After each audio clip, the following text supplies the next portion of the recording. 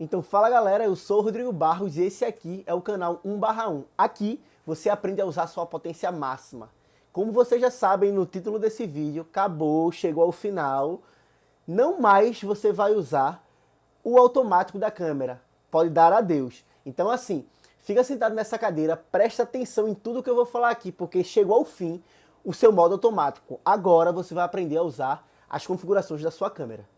Antes da gente falar de qualquer coisa em relação aos pilares da fotografia, eu gostaria de falar para vocês o seguinte. Claro que se leva um tempo na questão de fotografia, da gente pensar e saber o que a gente quer. Logo no começo a gente faz muita tentativa, mas o caminho que eu estou querendo levar a vocês é o seguinte. Vocês estão vendo essa foto aqui? Bem, essa foto, antes dela ser feita, ela foi pensada. Eu ensinei a Marina, minha iniciante / profissional, que a fotografia ela começa na cabeça e ela termina, não é nem na câmera, é na pós-produção. Então o seguinte, o que eu estou querendo dizer a vocês é o seguinte. Você tem que pensar primeiro que foto eu quero fazer, que luz eu tenho que usar e que direção eu tenho que dar. Bem, explicando melhor essa foto, aconteceu da seguinte maneira, deixa eu contar a história para vocês. Final de casamento, não tinha mais nada a se fazer, era o que eu achava. E aí eu olhei para a piscina. Parei e pensei, caramba, eu poderia colocar um flash lá atrás para que ele jogasse luz suficiente para clarear umas gotinhas que eu vou colocar cada assistente jogando para cima, colocar meu outro assistente com a luz principal e aí fazer essa foto. E eu não tinha nem pego na câmera ainda. Chamei o noivo e dei a proposta a ele, ele amou. Saiu esse fotão, que é uma das fotos mais curtidas que eu tenho no meu Instagram. E eu tô aqui não para dizer sobre foto, luz e assistente, mas para falar para vocês que a foto ela começa na mente. E hoje, claro que de uma maneira mais básica, eu vou ensinar para vocês os pilares de como começar a entender a iluminação a partir da sua câmera. Vamos falar de obturador, ISO e diafragma. Gente, devemos levar em consideração que quando a gente está falando aqui nesse vídeo, vai ser especificamente como você configurar a sua câmera em relação à iluminação que se tem nela. Há uma infinidade de configurações para a sua câmera em relação a cores e tudo mais, tá bom? Claro que se você fotografa em RAW, e eu aconselho você a fotografar em RAW, você não vai precisar dessas informações, porque quando você colocar no seu computador, a foto não vai levar em consideração as cores que foram pré-definidas na câmera, e simplesmente as questões de luz e de foco que tiveram na sua câmera. Ah, Rodrigo, que bendito é esse RAW, ou o porquê configurar em RAW. Vamos lá.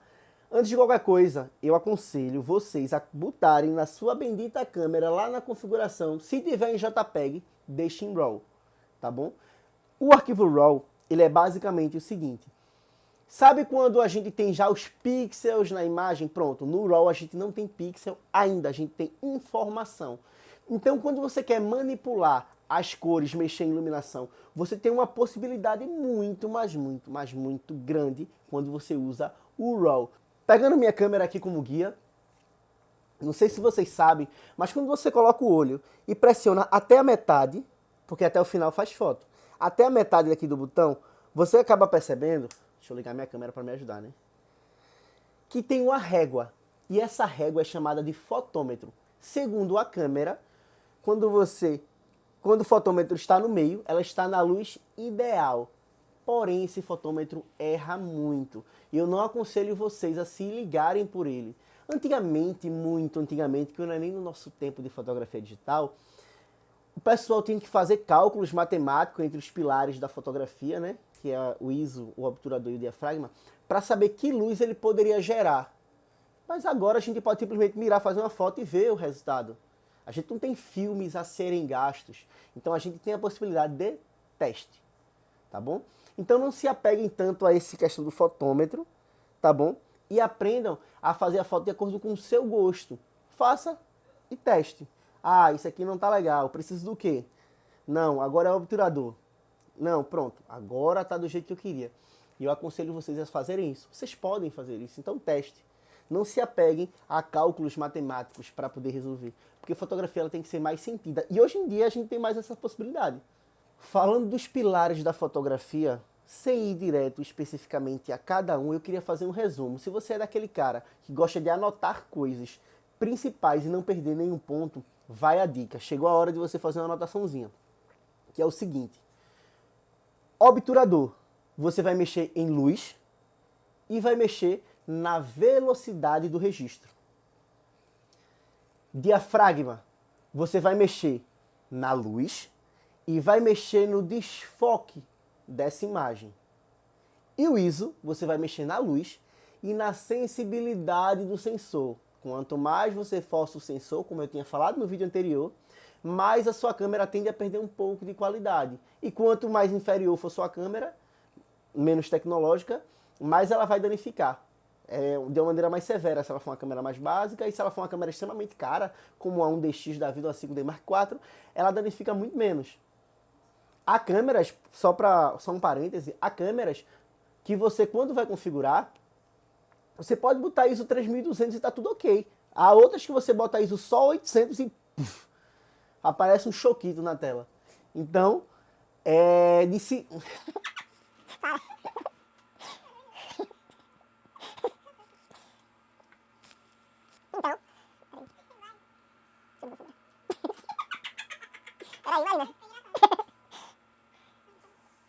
Então, com esse resumo básico, vamos explicar basicamente como vai funcionar essa questão de configurar cada um dos itens. Primeiro, a gente tem que levar em consideração o seguinte: tudo isso vai funcionar como uma balança. Como assim uma balança? Então, sempre quando você diminui um, você compensa no outro.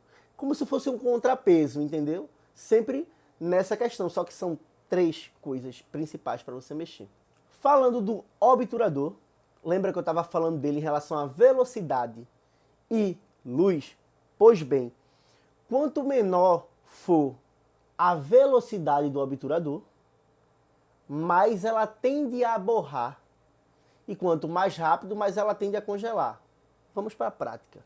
Sabe aquele cara, aquele fotógrafo Neymar, e tome clique para cima, tome clique para baixo, ele quer pegar o cara cabeceando justamente naquele momento perfeito entre a bola, pronto. Nesse momento, ele está usando a alta velocidade do obturador. Porque ele não quer pegar o Neymar subindo borrado, pegando meio desfocado. Não, ele quer pegar exato o momento. Nessa hora, ele tem que subir bastante a velocidade do obturador. E aí o que acontece? Quanto maior for a velocidade do obturador, mais escura a foto vai ficar. Então assim, subiu a velocidade, a foto tende a escurecer. Lembra do contrapeso? Você tem que compensar nas outras questões, como abertura e ISO. Tá bom? Subiu a velocidade, escureceu. E aí vai clarear pelos outros caminhos.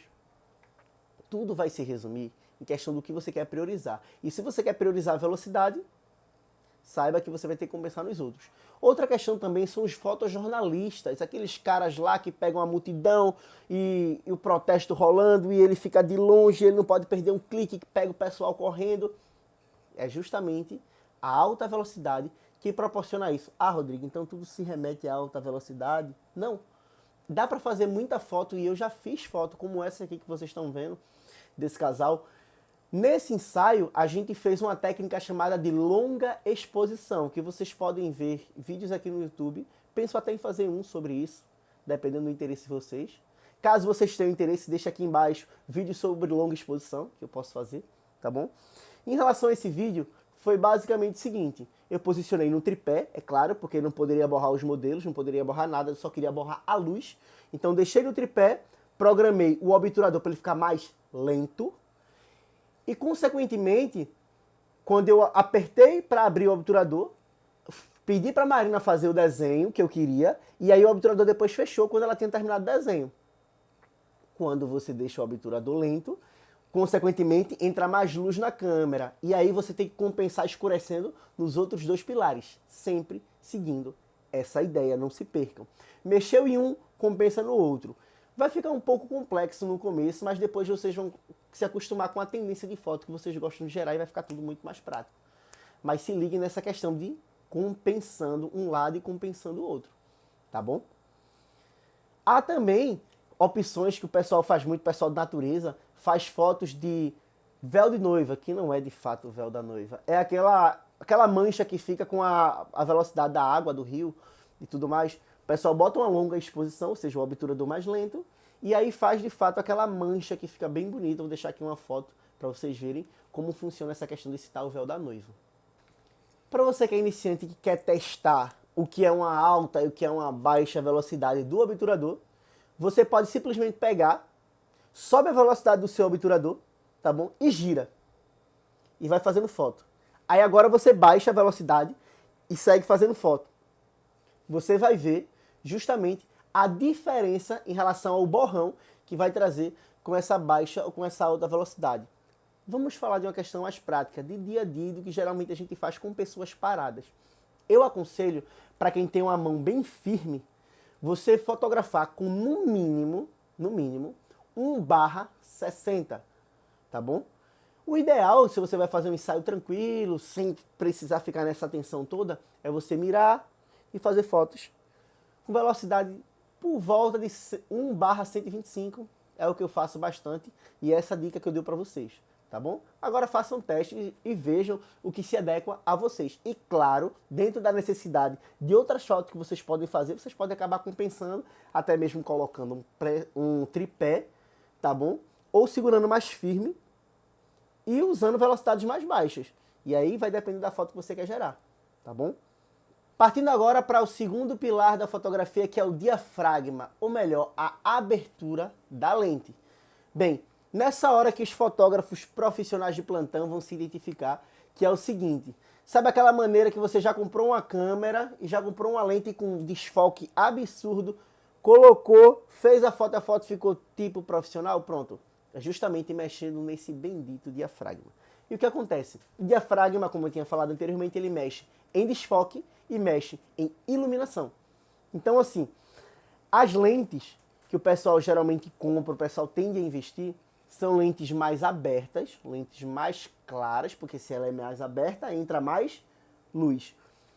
E, consequentemente, quando ela está mais aberta, ela tende a desfocar mais. Vamos para a prática, por exemplo. Você vai fotografar em um lugar que é bastante escuro e aí você vai estar com pouco recurso e você vai querer simplesmente uma foto mais clara. Você pode compensar isso justamente abrindo a lente. Consequentemente, você não vai só abrir a lente e entrar mais luz, você vai abrir a lente e vai desfocar mais. Então, se você não quer tanto desfoque, você tem que compensar nos outros. Mas se você quer mais claridade e mais desfoque, é pelo diafragma que é o caminho ideal. Há uma tendência muito grande dos fotógrafos atualmente usarem e abusarem de lentes abertas. Vamos fazer um link, que a gente não pode deixar de esquecer, a lente mais básica, que é a 1855, que possivelmente é o que você tem aí na sua casa e que já veio com a sua câmera, que ela tem abertura de 3.5. Deixa eu colocar aqui para me guiar igual vocês. Se a sua lente tiver em 18 milímetros, a abertura da sua lente ela pode chegar até a 3.5. Se ela tiver em 55, a abertura máxima dela é 5.6. Eu não sei se vocês perceberam até agora, mas quanto menor for o número, maior é a abertura da lente, tá bom? A lente 1855, ela peca na seguinte questão. Para quem quer desfoque, ela deixa um pouco a desejar, tá bom? Então eu aconselho vocês a comprarem, como eu tinha falado no vídeo anterior, não deixe de assistir o outro vídeo, que é, se você quer desfoque, use lentes mais abertas, como a 50mm, que é a lente mais barata e mais acessível para você começar, tá bom? Quer usar 18 e mesmo assim quer conseguir desfoque? Coloque em 3.5, mas ela vai ter que estar em 18. Aí você programou ela para 18, show de bola, você vai conseguir fazer as fotos com um pouco mais de desfoque. Ah, mas eu quero em 55, infelizmente ela vai subir para 5.6. Frisem isso na sua cabeça, não esqueçam. Quanto menor for o número, maior o desfoque. Vou fazer aqui uma dinâmica básica que eu quero ver quem vai se ligar nos comentários. A lente vai estar mais desfocada, vai ter um maior desfoque em 4.5 ou em 6.3. Deixa aqui nos comentários que eu quero ver quem vai acertar, tá bom? Como eu tinha falado anteriormente sobre uma tendência que se tende a usar atualmente lentes abertas para tudo, bem, tem gente que olha as minhas fotos e percebe que as minhas fotos têm qualidade, são interessantes, mas elas não abusam de desfoque. Eu gosto bastante de usar desfoque, mas não só. Há uma tendência, há um movimento hoje em dia de usar demais o desfoque. É basicamente ter uma lente entre 85mm, 70-200, botar no máximo de abertura possível e cravar sempre isso e fotografar. Não é apenas isso. Eu aconselho vocês a usar diversos tipos de fotos, diversos tipos de tendências que se tem hoje de fotografia e criar a sua própria identidade. Eu só não aconselho você se ver preso, se ver profissional porque você desfoca, ou se ver menos profissional porque você não desfoca, entendeu? Eu tenho fotos lá no meu feed, se você olhar, pesquisar direitinho, você vai encontrar que tem fotos bastante desfocadas, como tem fotos que não são desfocadas. Tem foto minha lá, eu tenho essa aqui, por exemplo, é uma lente 24mm, ela abre até 1.4.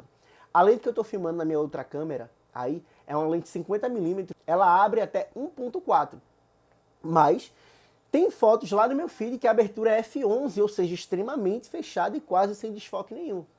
Então, depende da foto que eu quero fazer, e eu aconselho vocês a testarem e escolherem a foto que vocês querem fazer. Aprendam a pensar no tipo de foto que você quer gerar e depois gerar essa foto. Não se apeguem. Claro, testem o máximo de informação que vocês tiverem, mas não se apeguem a nada. Uma dica que eu quero dar a vocês, que muitos fotógrafos de antes e depois usam bastante e é super válido, essa foto aqui minha mesmo, quando eu comecei, com essa bendita lente 50mm 1.8, que eu tinha recém adquirido, foi justamente com ela que eu consegui fazer essa foto. E qual é a magia e o que é que eu quero ensinar a vocês?